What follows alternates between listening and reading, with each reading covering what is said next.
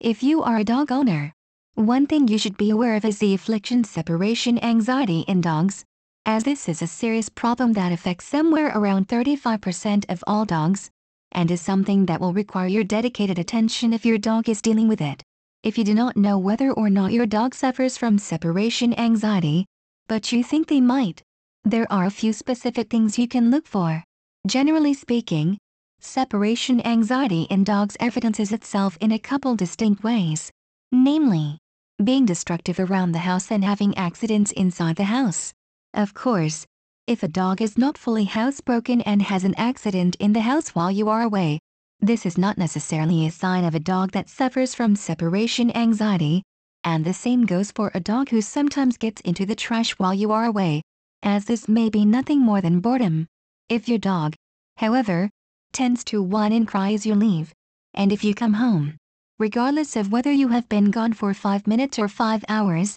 to find that the dog has been scratching at doors and being destructive in other nervous type ways, and, of course, if your dog is completely housebroken, but regularly has accidents while you are away, separation anxiety is the problem you are facing. One of the most important things to understand about this problem is that it can be solved. And another one of the most important things to understand about this problem is that you have to go about attempting to solve it the right way. Do not punish your dog for their behavior, as this will only worsen the problem. And do not think you can simply get your dog another dog to play with, or that you can leave the radio or television on, as it is not noise and companionship they are missing, but you yourself. Instead, you will need to learn more about separation anxiety in dogs in order to fully understand it, and b. start taking the small, necessary steps to break this habit in your dog, causing them to feel perfectly comfortable when you leave. In order to learn more about curing separation anxiety in dogs,